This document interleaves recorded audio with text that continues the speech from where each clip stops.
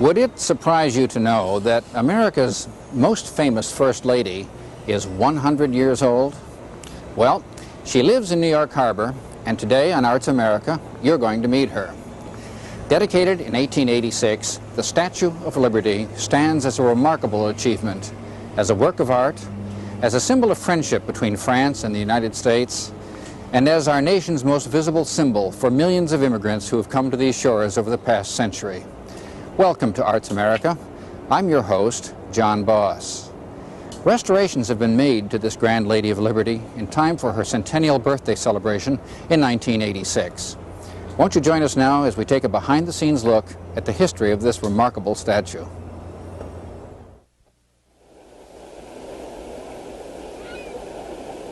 Since 1886, the Statue of Liberty has stood here in New York Harbor. She came as a gift from the people of France to the people of America. But some thought she was a suspicious gift. Some called her a pagan goddess, while others saw her as the perfect symbol of liberty. But what about today? What does the statue symbolize now? And what about tomorrow?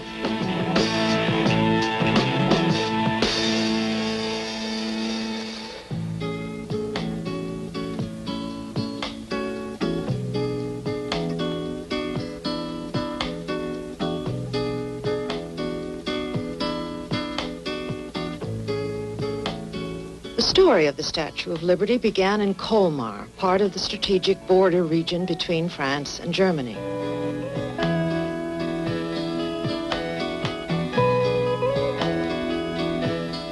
In this peaceful hamlet, which was a center for artists, musicians, craftsmen, Frederick Auguste Bartholdi, creator of the Statue of Liberty, was born.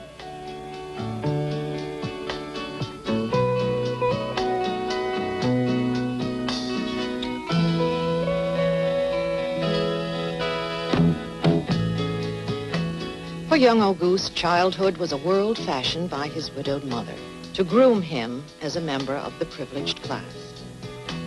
Auguste spent his days studying music, art, and literature.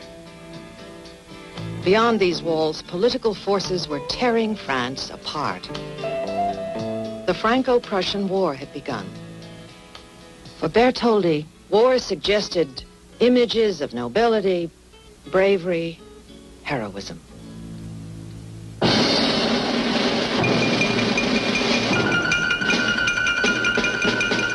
Bartholdi enlisted in the National Guard. But all too suddenly, his dream of a glorious victory was smashed by the harsh reality of France's swift and humiliating defeat. Colmar was lost to Germany.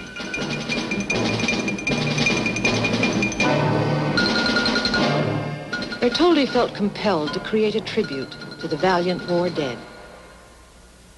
"My only ambition," he wrote, "is to engrave my name at the feet of great men and in the service of grand ideas."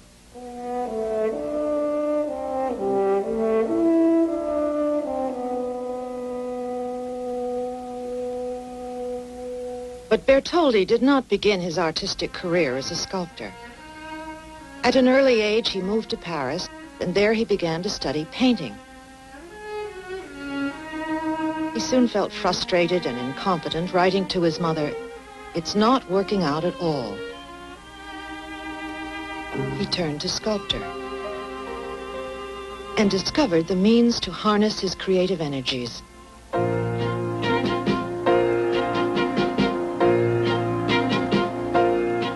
When he was 18, he received his first big commission, a statue of Colmar's heroic General Jean Rapp, a marshal in Napoleon's army.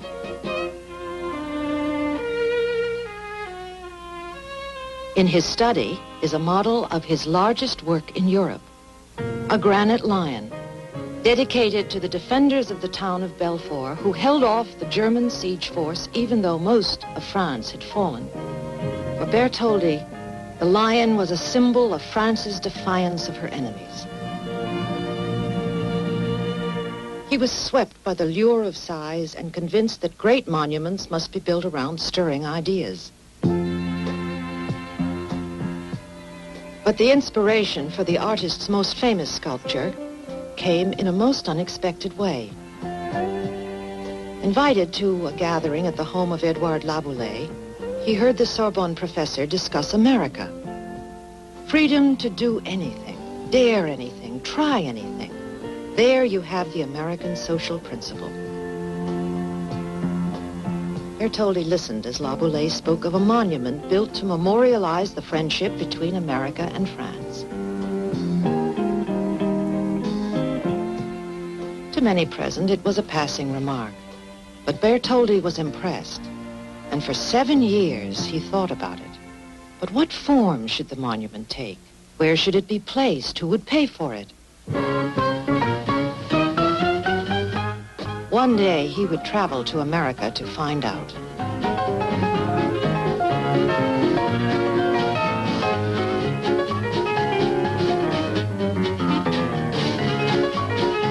On June 12, 1871, Bartholdi wrote, "Dear Mother, have arrived safely in New York City.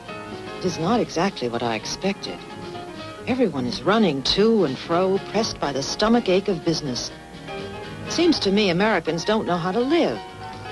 In New York City, there are 250 churches and 1,208 banks, one indistinguishable from another."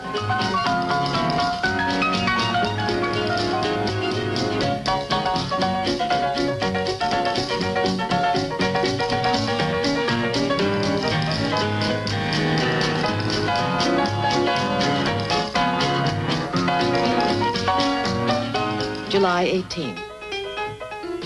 America continues to astonish me. There seems to be no order, certainly no consistency.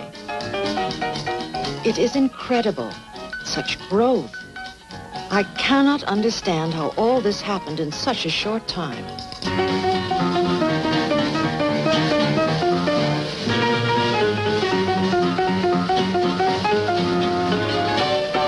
Everything is big here.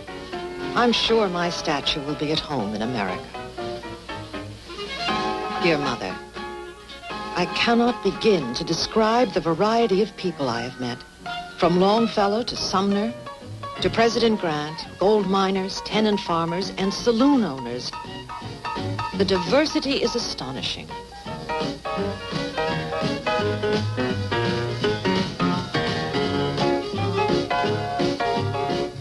I've been asked to paint a portrait of Mormon leader Brigham Young, the happy husband of 16 wives. The Mormons are fascinating, but not particularly wealthy. I am troubled. I can't seem to find an image that represents this great nation.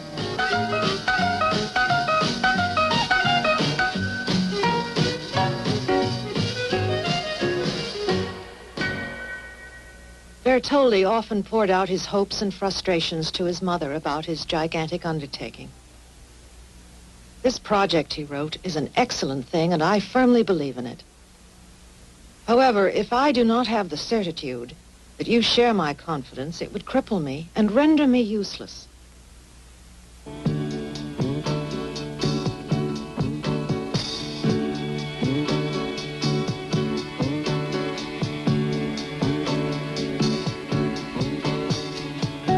She would always be an important influence. Auguste secretly confided to friends that his mother was his model for the Statue of Liberty. His first design was based on an earlier idea for a lighthouse at the entrance to the Suez Canal, and influenced perhaps by his desire to place the statue in New York Harbor. The statue slowly evolved, a symbol for the new form of liberty he had experienced in America. But even as he worked, Bartholdi and his supporters were trying to solve another problem, which sculptors always had to face: how to raise enough money to make his dream a reality.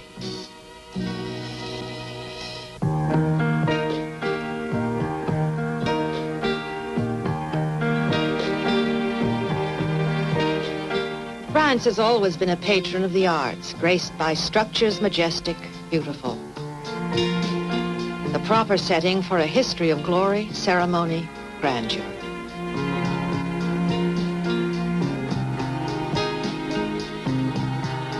But to erect his statue, a formidable task still lay ahead for Bartholdi, Laboulaye, and the fundraising committee.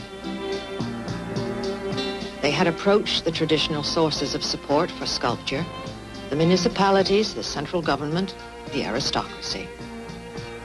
They had scheduled public events. A special cantata, Liberty Enlightening the World, composed by Gounod, was held at the Paris Grand Opera. Fundraising dinners and art benefits were arranged, but none of these had brought sufficient funds.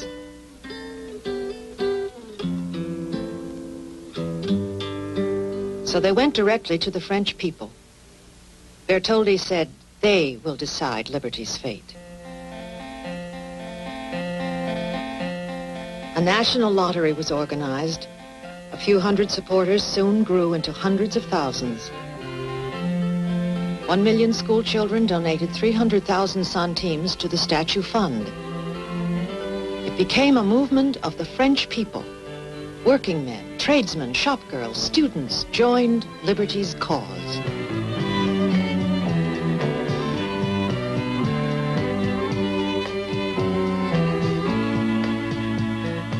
Finally, enough money was raised to begin. The work of one man's hands would become the work of many hands.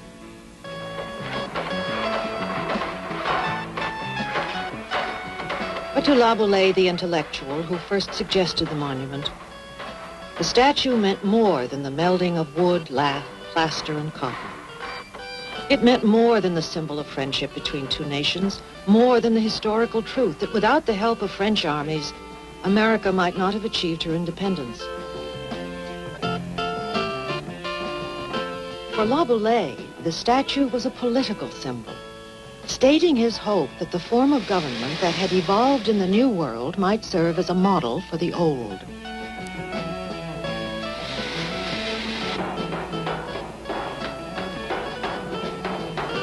Laboulaye had written, if a monument should rise in America as the memorial to their independence, I should think it only natural if it were built by united effort, a common work of both our nations. Soon thousands of people came to Bartholdi's Paris workshop to visit Liberty's construction site, including the President of the United States, Ulysses S. Grant. But in America, some were shouting, send her here, we'll send her back. While some Americans carped and others cheered, France continued working. Liberty was moved outdoors. Engineer Gustave Eiffel, later to design his famous tower, created an iron frame cantilevered to withstand hurricane winds. Without his new design, the statue's construction would not have been possible. But before the statue was complete, money ran out. Bartholdi suggested a unique fundraising event, a party in the statue's need. Of his statue, he said, it is a consolation to know that this statue will exist thousands of years from now, long after our own names shall have been forgotten. Finally, in Paris on July 4th, 1884, France officially presented the statue to the United States.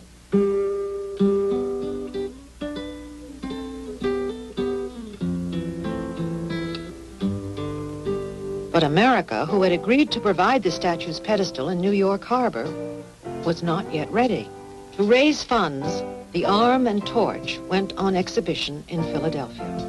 Philadelphians were thrilled. The statue can rest here as a memorial to the Declaration of Independence. Americans began to embrace the idea of the statue, but faced with the prospect of paying for the pedestal, they were far from generous. The Evening Telegram satirized Americans who were acting as if they'd forgotten the statue was coming and commented with sarcasm, "We've reminded you often enough." Others commented, "If America doesn't get going on the pedestal, she'll be past her prime before we get her over here." Joseph Pulitzer, publisher of The World, was angered by America's indifference. December 5th, 1884 editorial. More appropriate would be a gift of a statue of parsimony than a statue of liberty, if this is the appreciation shown. The statue was paid for by the French people. Let us respond in like manner. Let us hear from the people. The world printed the names of every donor. We acknowledge the generous contribution from the Arctic Fire Engine Company number 1 of Milford, Connecticut. I have lost 25 pounds and I'm happily sending in a penny per pound. May heaven help you in your good work. It seems that New York's rich men do not. Enclosed $7.25. And after a whirlwind campaign of 21 weeks, Pulitzer achieved his goal. The mayor of New York declared, when the colossal figure is placed in New York Harbor, this city will indeed be exalted among all cities of the world by modern art.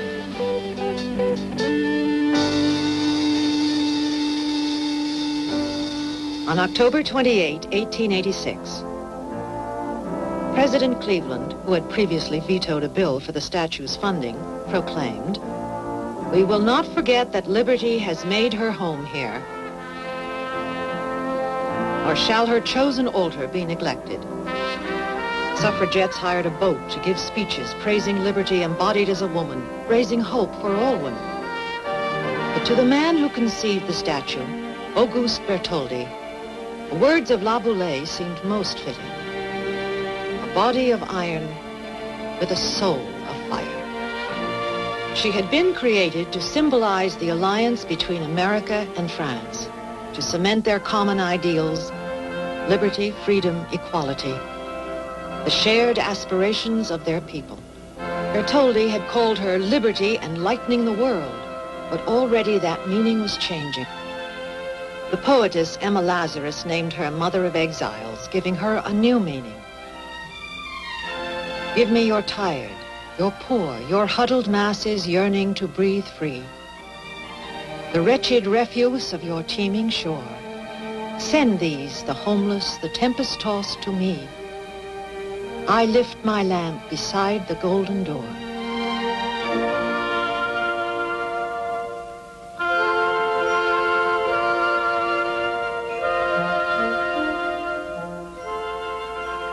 First conceived as a symbol of friendship between America and France, the statue became a symbol of liberty for thousands of refugees sailing to American shores. Ellis Island, midpoint between the homeland and the destinies the New World had to offer. Each day they came past the statue, immigrants, now landless, often penniless, willing to sacrifice homeland, family, friends, for the promise of a new beginning. The first sight of the statue still on their minds, but her meaning fading fast.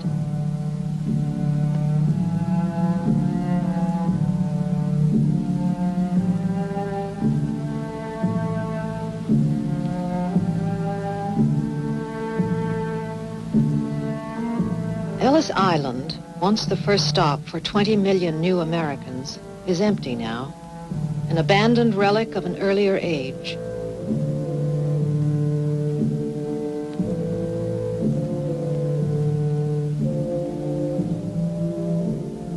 And who were these new Americans? They came from Poland and Germany, Russia, Ireland, Sweden, Italy.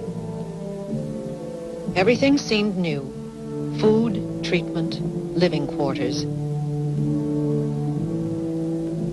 They were aliens entering a world alien to them.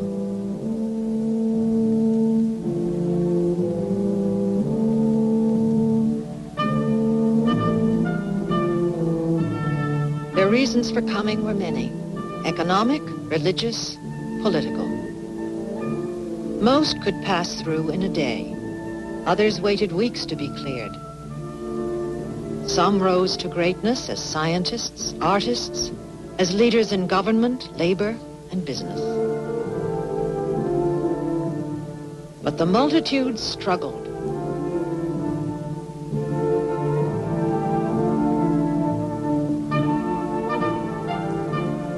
They did not know the immigration laws. They did not know the language. They never heard of San Francisco or St. Paul, Atlanta or Albuquerque, Chicago or Saugatuck. But they started out.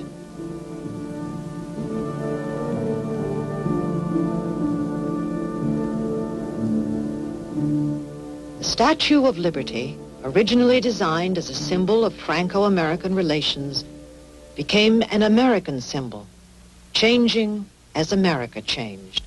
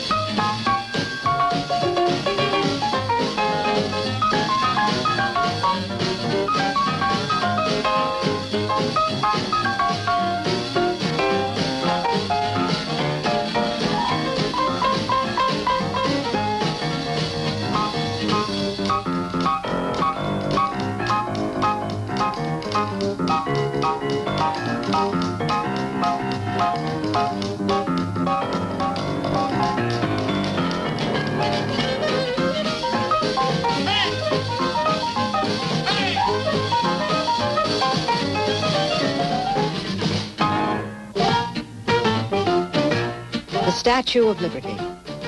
To many Americans, still the nation's most popular First Lady, a legendary ambassador of goodwill. The numbers that visit her have not diminished. People come over 1 million a year from all over the world. She encompasses them all. I came here 20 years ago. The Statue of Liberty was the first thing I saw. She really has fulfilled every promise. I think it's just a tourist trap. It's commercial like everything else in America. Well, I always thought the Statue of Liberty was our special symbol for democracy. I think she's taking a beating today.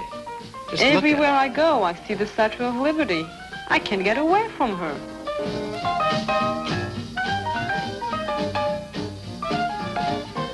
People say that she's the eighth wonder of the world, but to me, she's just a beautiful green sculpture. It was a long climb to the top, but I'm glad we did it.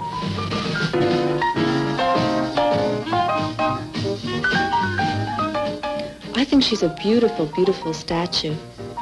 I just hope that we can keep what she stands for. I think we should.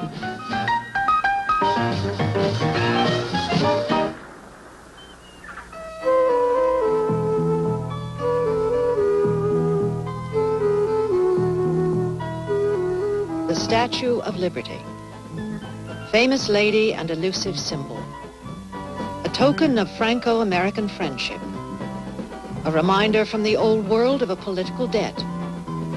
An intellectual symbol for universal liberty.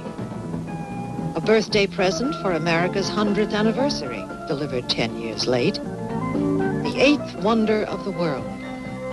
A place for political protest. A commercial symbol. A beacon of hope for immigrants.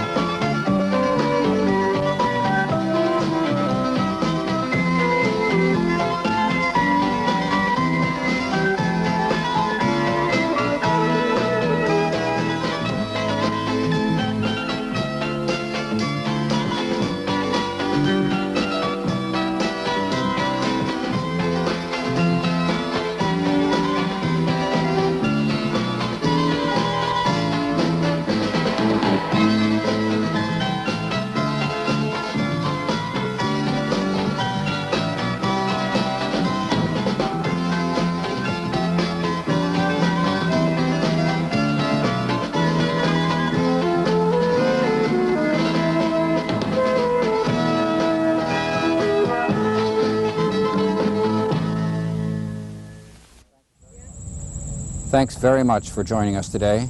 I hope you enjoyed the program. Until next time, this is John Bos for Arts America.